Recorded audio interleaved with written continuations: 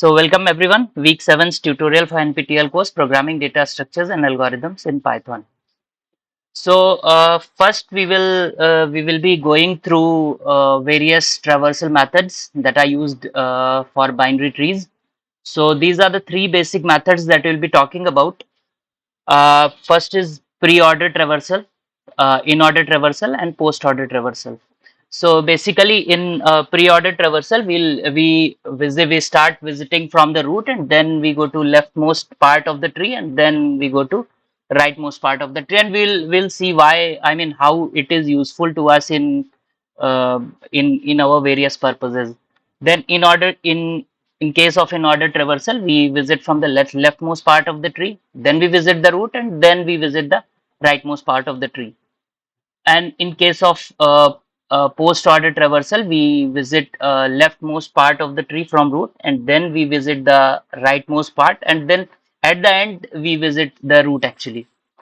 So we will look at the I mean, we'll look at them how they are useful to us in our maybe specific applications. So yeah, okay. So here, uh, this is a program. There here we will be uh, here we will be first we will be defining a class that actually will be for the node of a binary tree, and then we will start inserting start inserting members or elements in the uh, in the binary tree.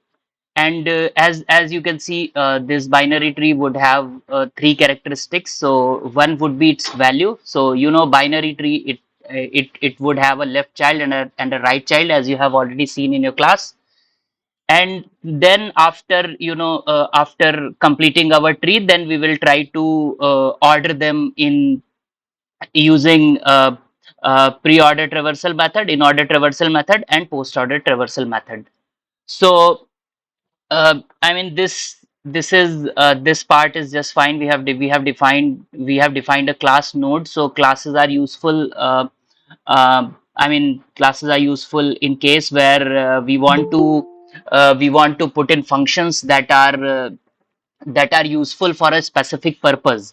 So let's say you want to write functions that are useful to you, maybe for analyzing multidimensional arrays. Then you can define a particular class which would allow you operations on the multidimensional arrays. So I mean, in a way, it would be handy for you to specify those functions under a class, and you would know that, okay, if something is under this class, it is meant for this particular purpose. So then we also defined some characteristics. So we define characteristics in init function, you have already seen in your class. So uh, without talking about it more, we will be moving ahead, as you have already seen those things. So as you know, in case of a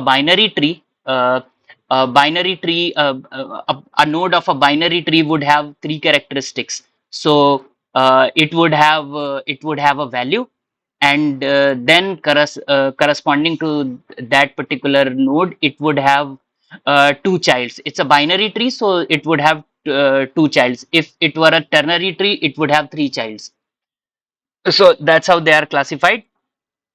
So we have here so for node, we have defined a node consists of a value and the characteristics, a left child and a right child. So this node will be connected to other nodes by name, left child and right child, or some places they'll be also called as leaves or whatever. So I mean, it's just a terminology. So now as we have defined nodes, we will start. So there could be a possibility that we start with an empty tree. So, and if it is empty, if it's an empty tree, then we need to fill in the values. And I mean, before proceeding further to sorting the data or for other purposes. So uh, yeah, so we would like to, so as you know, we have discussed that there is a possibility that our node is empty, so there is no value or no childs defined for that particular node, so it could be an empty tree. So in an empty tree, we will next step will be we will try to insert values, and we will try to specify the left and right left and right members of that particular tree or the childs of that particular node. So here we will be defining another function, so that is uh, we are calling it an insert function here. So it would take two inputs. One will be root, so root will be defined from the node, and then it would take a value that you want to insert in. So if as we have discussed, if it's an empty tree, so there will be no root. So in that case, we need to define our root first. So in case if there is no root, then we would simply say, okay, whatever you are inserting, it will be treated as a root, and we'll return the root. Now, if root is already present, then we would check whether whatever value we have provided, if it is lesser than the root value. If it is lesser than the root value, then if we talk about the structure of the binary tree, so yeah.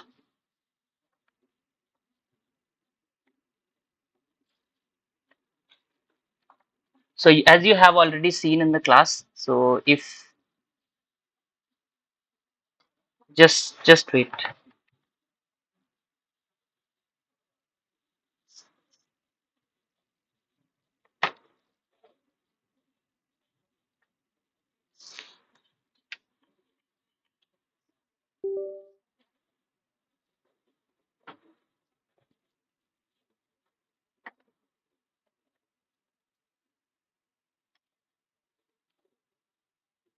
The writing pad is not working. I'm just reconnecting it.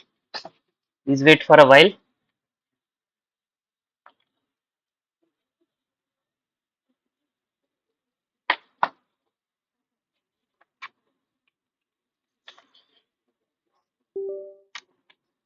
Yeah, so it's working fine now. So so yeah, so there'll be a root, and about the root, in the left you will be having values that are lesser than the root,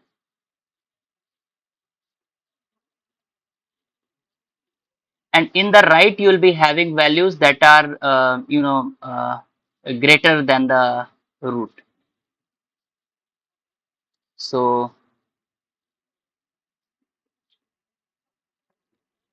yeah, so that is why we would check whether whatever value we have provided or we have inserted, whether it is lesser than a root or it's greater than the root. So there could have been three cases. In one case, the root is not even defined. In another case, if the root is not defined, we'll define a root, and then we will further insert values. And if we further insert values and we realize that the value of the new node that we are specifying, it is lesser than the root values, then we can, then we will be uh, shifting it as a left child. And if it is a greater than root, then we will be shifting it to the right child. Now this is how we would have created our tree. And then now we are ready to restructure our input data. using the three methods that we have discussed, the pre-order method, and second is in order, and the post order method. So basically, in pre-order method, as we have already discussed, that first of all we enter the root value, and then we visit the left child, and then we visit the right child. Similarly, in case of in order method, we of course, if root is not even present, then of course it's not going to return anything, because it does not have anything to sort in any manner. But if it is present, then it would, in case of pre-order, first it would visit the root, then it would visit the left child, and then it would visit the right child. Similarly, in case of in order in case of in order traversal method, so it will visit the left child, then it would visit the root, and finally it would visit the right child. And we'll see how it actually differentiates the output, and how that output could be useful to us. Now this, in next definition, if our root is, if root is present, then it would first visit the left child, if it is available. It would visit the right child, and then finally it would visit the root. Now we will see that how this could be useful to us. So for that, uh, so file name is,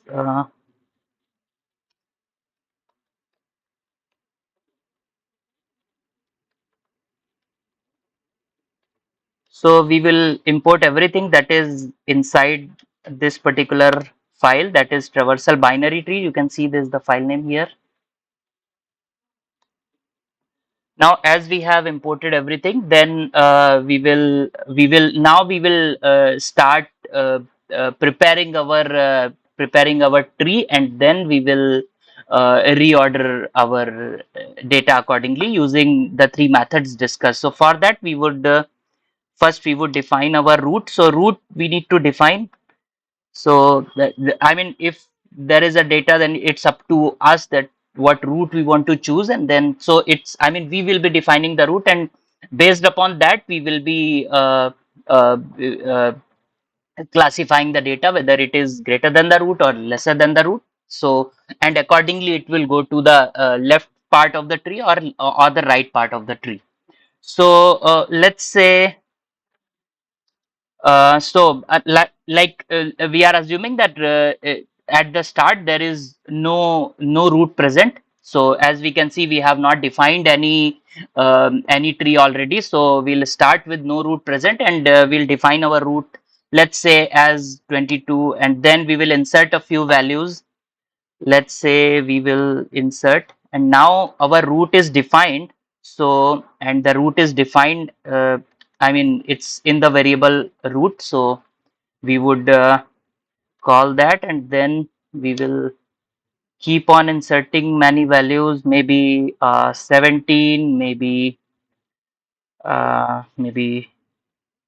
29, uh, maybe 27, maybe 9. Then we can insert 12, 26.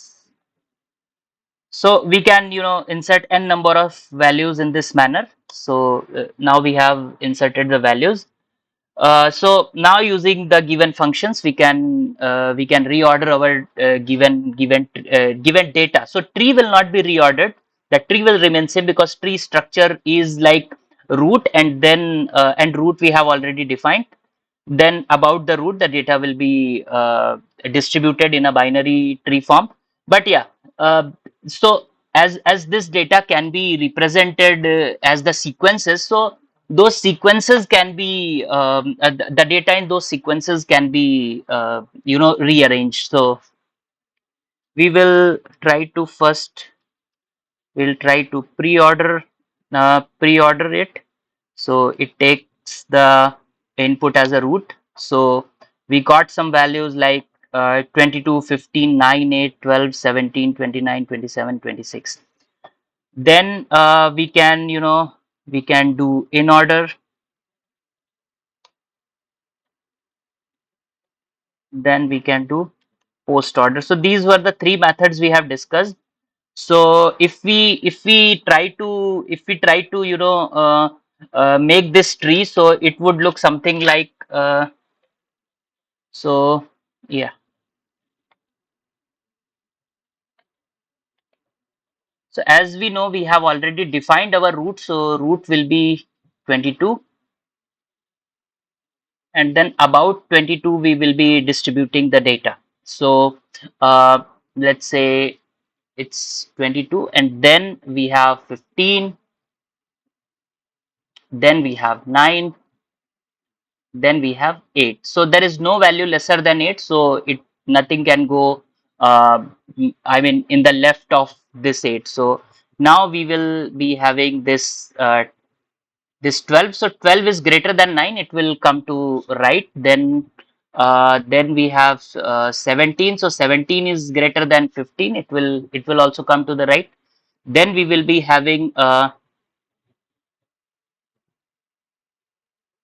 then our next root will be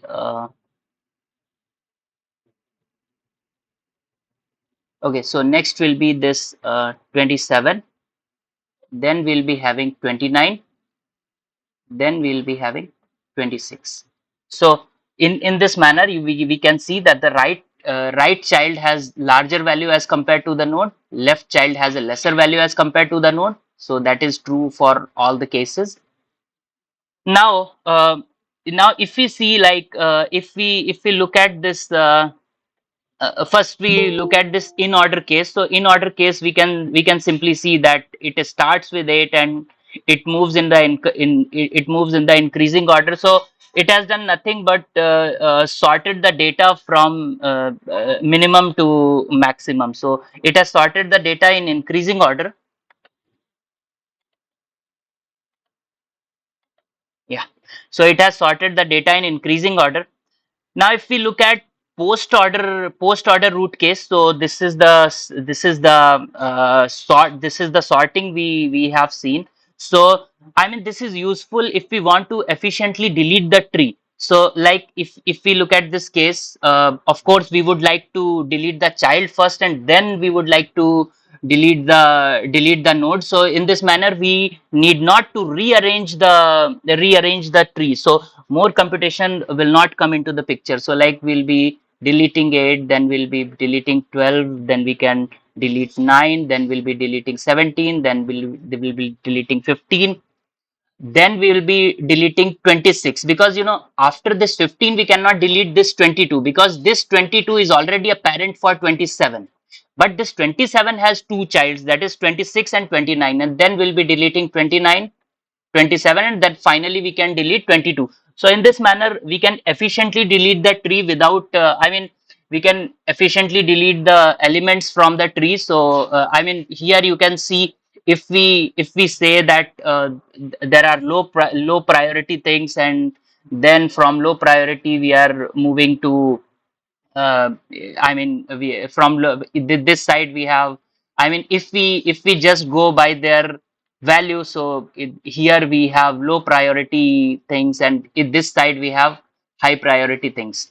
So now they have arranged, or basically rather than calling it low priority or high priority things, we can simply say, if there is a case where uh, uh, we have rearranged our data into two priority classes. So this class has a higher or maybe lower priority depending upon the case, and this has a different type of priority. Then uh, we can after completing one process after another, and we can keep on deleting. So this is how we would be maintaining our tree structure. We need not to rearrange it again and again, and easily uh, we can easily delete the tree without including any rearrangement, uh, without including any rearrangement, uh,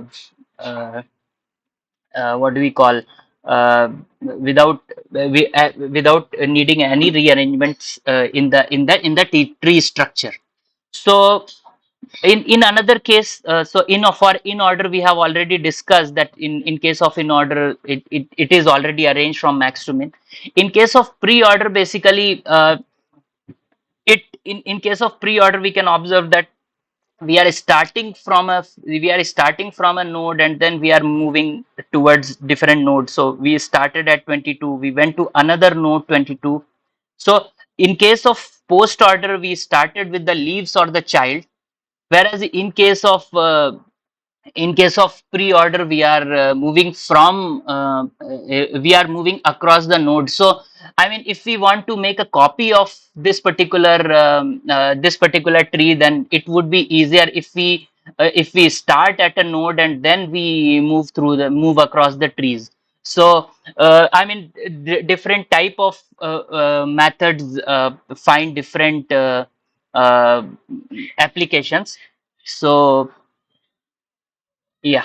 So for now, we have we have discussed these three methods, and depending upon the application, we can apply any of the method. So now, yeah.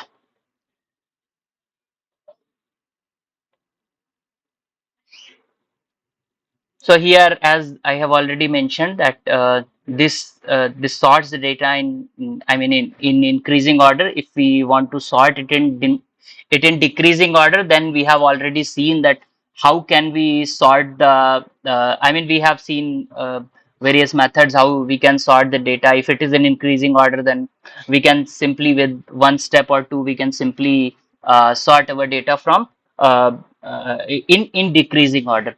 And as we have already discussed, post in case of post order traversal, it is useful when we want to efficiently delete the tree.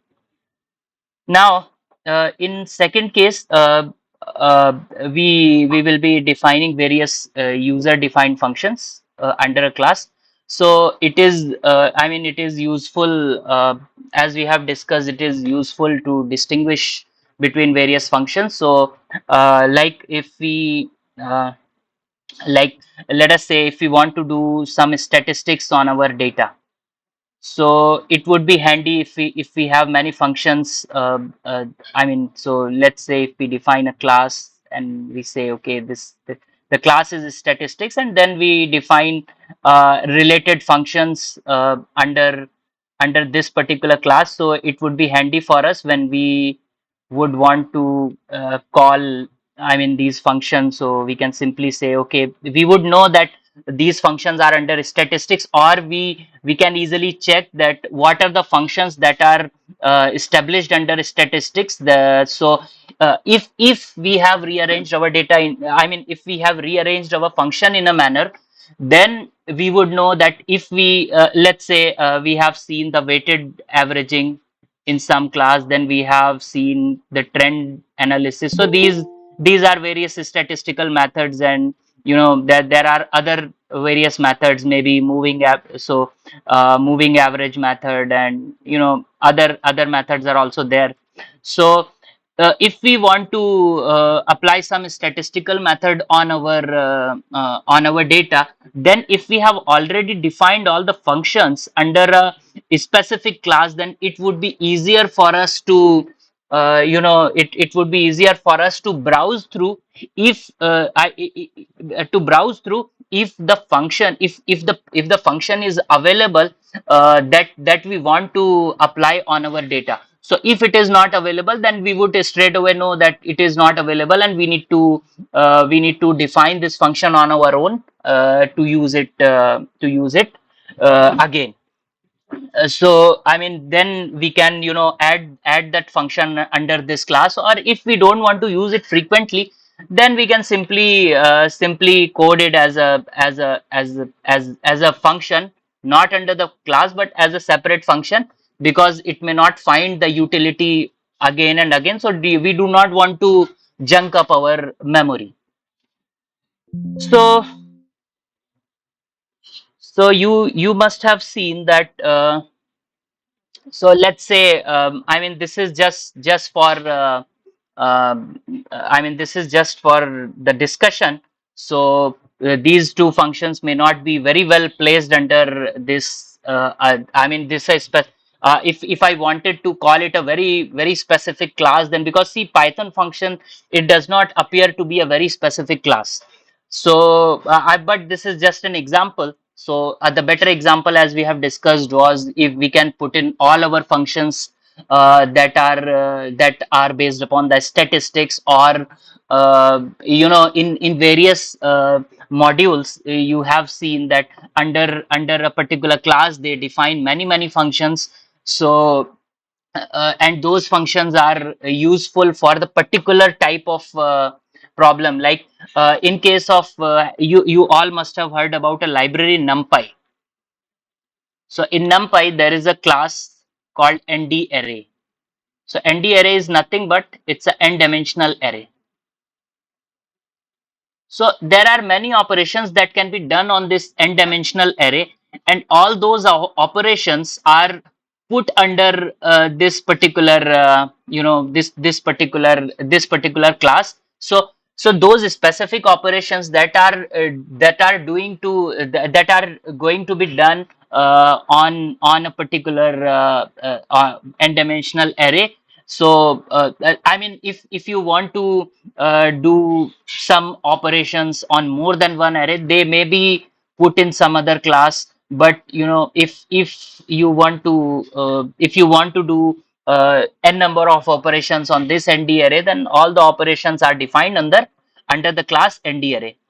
So this is how those things become handy. But as a user, it would be handy if, because for everything you cannot always install a library and library or module. And if you wish to install a library or module, you cannot always be sure about the uh, reliability of that particular library or module. So in that case, sometimes you would want to write the specific functions, I mean, that you are going to use for your specific problem.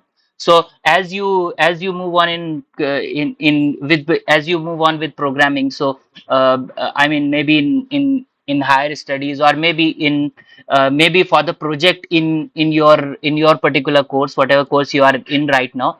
So there maybe your problem is very specific, and for that specific problem you may not be having the libraries that are very much reliable. In that case, you would want to write your own user defined functions, and you would want them to be placed in Python library, so that you can call those library as you call numpy. Or you must have seen, like, we write import numpy, or we write import math. So basically, how does Python know that where they are? So they are basically placed at a specific location. So in your operating system. So you also would want, so wherever your Python installation is, there you would have one library inside. You might have a library, like you might have a directory like site packages or something. So there you would want to place your own written functions. So, but yeah, I mean, if you are going to use those functions, just after writing you are going to use them with it for a month or two, then you may remember what you have written, where it is. But as time passes, if you are not revisiting the problem again and again, then there is a possibility that you forget. Then it's better to put those things in a specific place, and you call them with a specific names. So it would be handy for Python to so let's say you have defined a class statistics. So if you want to call that statistics, this particular this particular class, then you can simply say, okay, import uh, statistics. Or you can call the file name, and then from there, from this particular file, import this particular class or this particular class of functions, and then inside it you would be having many more functions that you can use later. So there it becomes handy. So like here, uh, as I have already said, this is not a very good representation. I have not chosen the function that are very much related to a specific problem, but you must have got an idea when it could really be helpful to us. Here here you might have also noticed I have not used any function that stores the characteristics for this particular function. So, and you can even do that, so it's not always necessary to define the init function, but yeah, calling the functions inside this, they will be called a bit differently, so we will be seeing that. So we have seen that when we define the init function, then how we approach to other functions, and other cases where we do not define the init function. Then in that case, let's say we have these two functions that we are assuming that these two functions are going to be very useful in our particular function, sorry, in our particular application. So one function is a power function, so that we have already seen. uh, so if you remember, in one of the tutorial, we have seen this function already. But anyways, pow is also an inbuilt function, as we have already discussed in the same tutorial. I don't remember which one. So I'm talking about this inbuilt function. So if we say pow yx, then it would return us y raised to the power x. Okay, so here we are defining these functions. So pow, but it's not a good practice. We should not have defined it in this manner, because it's the same name as of the function. But this would be useful when we want to do things recursively. So in that case, it is going to be useful, because this power will call the power function, and then it would be handy for us to follow the uh, process. But anyways, here when we have said self power, it is not going to call the power function. But anyways, depending upon case to case, in some cases maybe it would be handy if you want to rewrite your function for a particular reason. Then in that case, you will not be I mean, you may need to uh, use your own function recursively than using the inbuilt function. So yeah, so this is a as we as I have already said, we have already seen this function. However, I think we did not discuss it in detail, but I mean, we'll talk about it a bit. So this is a function. This is a similar function as we have already talked about. I mean, as we have already talked about in terms of inbuilt function. So as the output of this was y raised to the power x, so similar thing we are trying to reproduce here.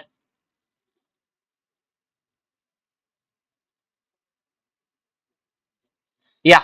So similar thing we are trying to reproduce here. Uh, so yeah, so now we are going to talk about the specific cases, and then we will be moving on to I mean, to generalized cases. So the specific cases could be there could be a possibility that y is 0. In that case, the output should be 0. Another possibility is y is 1. So in that case, in that case, 1 should be returned. So because 1 raised to the power anything finite, you are going to get 1. And then n equal to 1, in that case also we should be returned y. So whatever is the value of y, because y raised to the power 1, anything that is finite raised to the power 1 is going to be that value only. So in that case, so either of these cases, so if y is equal to 0 or y equal to 1 or n equal to 1, in all those cases, it should return the value of y. Now, if y is equal to -1, so we already know that for negative values, if we raise it to even power, we are going to get the positive output, and if we are going to raise it to odd power, we are going to get the negative output. So this particular things takes care of that. So if y is -1, so and if our n is even, so y raised to the power n is even, in that case it should return 1, and if that is not the case, it should return -1. And then another special case that we can discuss is that n equal to 0. So we already know that anything finite raised to the power 0 is 1. So it should return 1 in that case. Now, so basically what we are trying here, when we are writing our own functions, for we are trying to look for all the possibilities that we can encounter. So so here I have not. I mean, this function is basically not written for complex numbers. So if we want to include the complex number as well, so maybe for my particular application, I do not require the use of complex numbers. So I mean, those things we need to be careful about. What is the domain of our area, and what type of exceptions we can pop into. So all those things, it would be better to keep them in your function. And that is why those are not the generalized function, those are user defined function, because user is developing them for his own utilities. So then we are saying, if n is less than 0, then of course, if n is less than 0, then we are going to get something like, if we say, let's say, let me delete a few things. So if we say y raised to the power -2, so it is as good as 1 upon y raised to the power 2. So we are specifying that condition here, and then we are initializing a value, so that value is, it would be called within this definition, this function definition alone. So it would be like, I mean, so for floor division, so we have already discussed this. So we would recursively calculate the uh, calculate the I mean, the power of a particular number. So for that, what we are going to do is, we are going to floor divide this number by 2, and by floor division, of course, the output is going to be an integer output. And then we are again going to implement the same thing to this new power function. So I mean, this new power function, we are going to implement the same thing until we reach, n equal to 0. So now, if when n reaches to 0, then it is going to return val multiplied by val. And if it I mean, the other I mean, if it is not 0, or we can say, if it's not a uh, uh, if it is not a, what we call, if it is not a even number, because the floor, that when we say remainder of 2 is 0, so when remainder of 2 is 0, means it's a even number, so it should return val multiplied by val. And if it's not 0, or it's a odd number, in that case it should multiply val multiplied by val multiplied by y. So it would keep on recursively calculate this, and then it would, so like in first case, let's say n is 6, so n double slash 2 would be 3. And then if we do, so 6, if we try to calculate this n, um that the remainder of n divided by 2, then as it is 6, it would be, it would come out to be 0. So after the next division, when n will be updated to as in this case, we can see that n is updated to 3. So the remainder of 3 divided by 2 is going to be 1. So I mean, depending upon case to case, whether it is going to be a even number, output is going to be an even number or an odd number.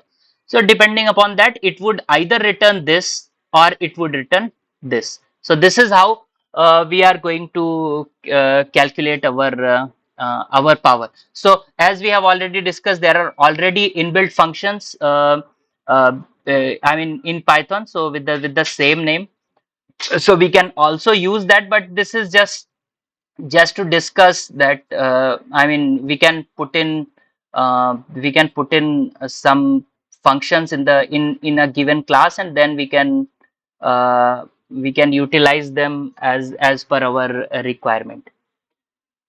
So next function is, here we will try to convert our integer, given integer, to a Roman number. So Roman numerals.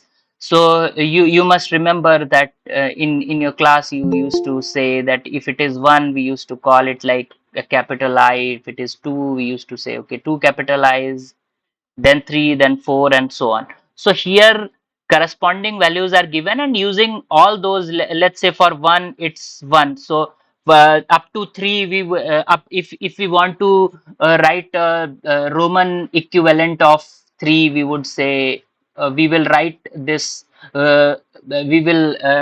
Roman equivalent of 1 3 times. So but when we reach to 4, it does not remain that way. It would be written something like this. So I mean, specific cases we have differentiated, and the cases which could be repeated again and again, those cases have not been mentioned. So here we can see that one is different, one is distinctly represented by I, then 4 is distinctly represented by IV, then 5 is distinctly represented by V. 6 is, sorry, then then we, it's for 6 we can simply use VI, then this 7, then this 8. For 9 we have. So this is how, I mean, if you most of you would remember how the Roman, what is the Roman equivalent of various numbers, various decimal numbers, uh, in numeral form. Uh, so I mean, so for those of you who do not remember, so corresponding values are already given. You can, go through and you can remember what it was actually. So now, so I mean, as we are already presented with the specific cases, so using those specific cases, we will try to fill in. All those Roman numerals in place of these, in place of the given number. So let's say we are given a number 12, then it should look like 10 1 1. So we will see how we are going to do it using Python. So now let's say, let me first remove this. So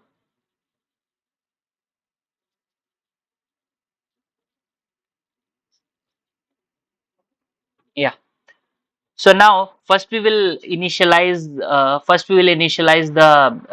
a string.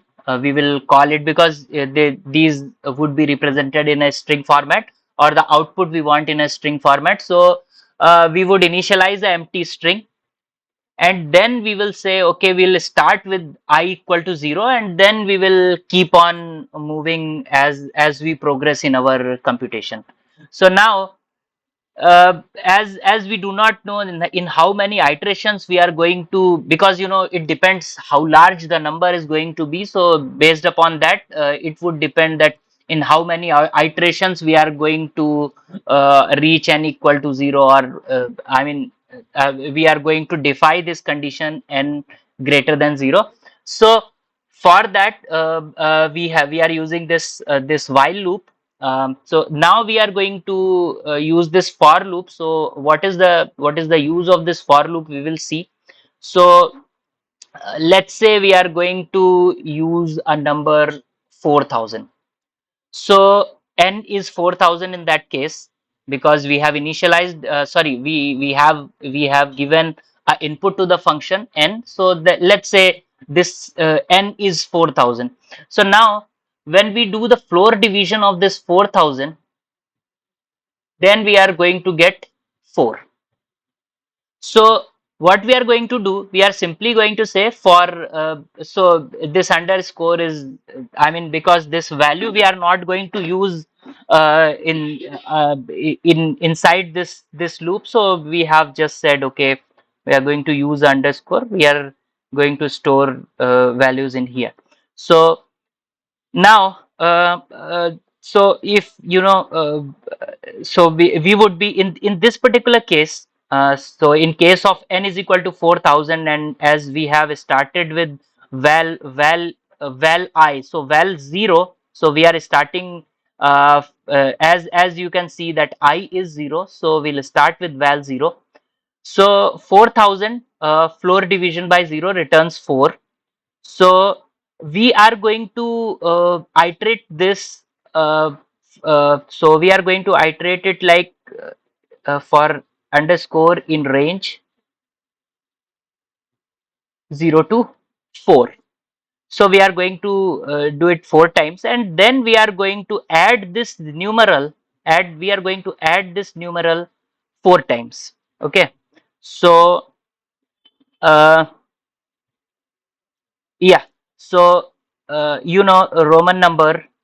So plus equal to, as you can see, it's symbol I. So symbol I corresponding to I equal to 0, we have symbol M.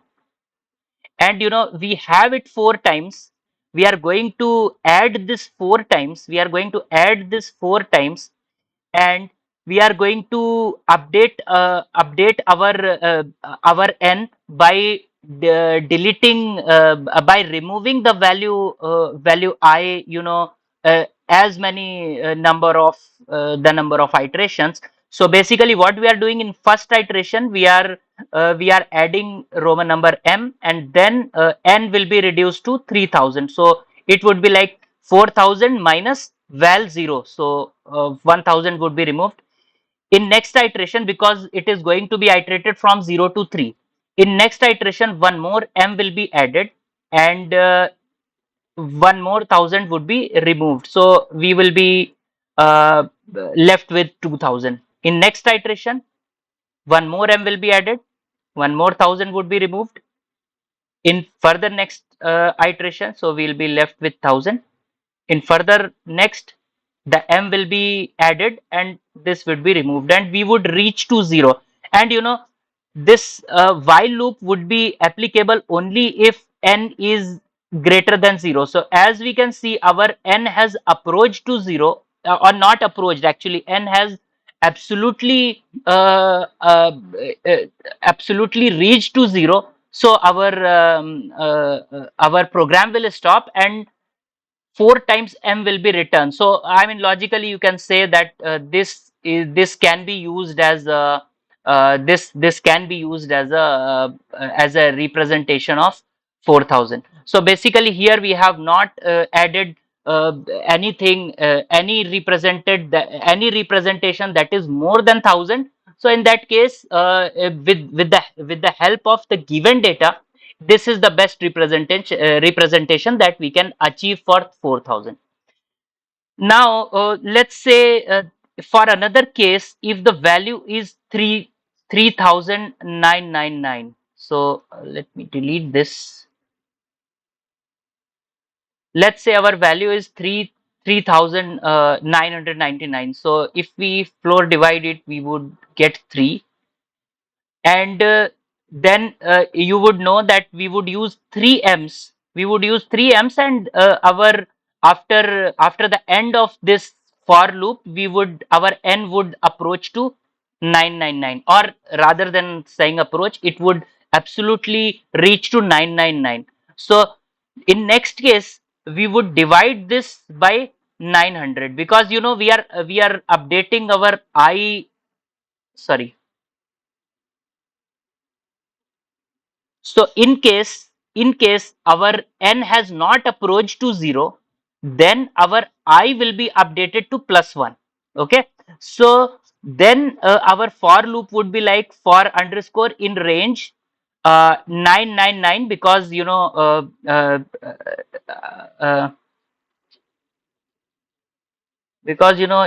case of 3999, uh,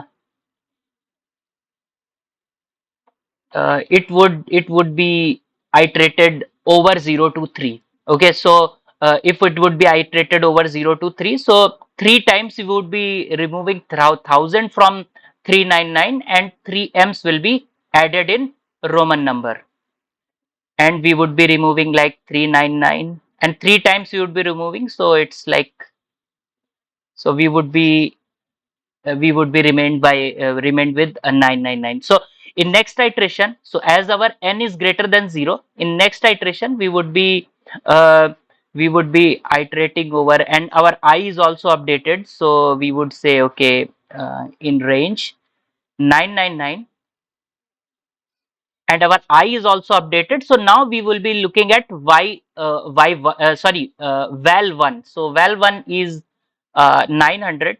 So we would be dividing it by 900. So if we divide it by 900, you can see we would be remained with the 99.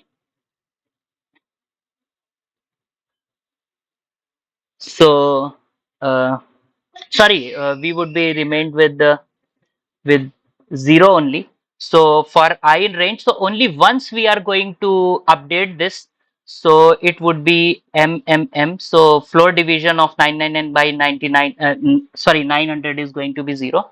So only once it is going to be updated. So we would have like CM will be added, and from 999, 900 would be removed. So we would remain with 99. Then if we divide 90, and I will also be updated. So now this 99, if we divide by 500, we will get 0.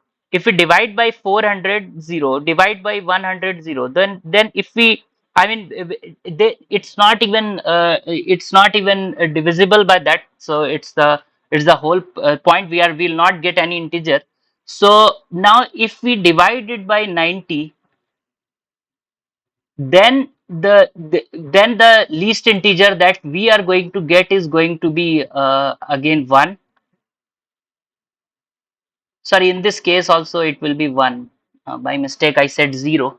So actually the iteration will be only at 0, because it would be like range 0 comma 1, and 1 will not be considered. So I mean, so the similar thing would be here.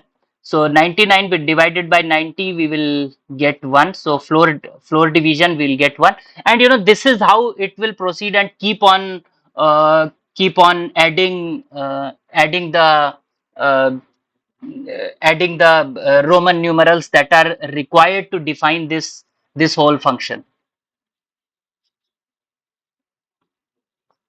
Sorry, this number 3999, or maybe some other number, whatever you wish to choose. But yeah, this is handy only for number that are within uh, that are within, maybe in thousands, you can say. But as we have not used anything that could be for 5,000 or 10,000 or even more. So let's say we use any number which is like 10,000, then we need to be writing m like this. So it will keep on, the length of string will keep on increasing, and it would be so. The whole idea is, if we want to use larger numbers, we could have used more symbols. But here, as our as our motive is not to our motive uh, is not to learn how can we convert large integers to Roman. So that's why, I mean, we will not go deep into it. Rather, our idea was that if we put in the same class, then it would be handy for us to call our functions, or to know that okay, these particular functions under this class were for this particular application. So we will try to run this. Yeah. So file name was so from pyfunc we will import all.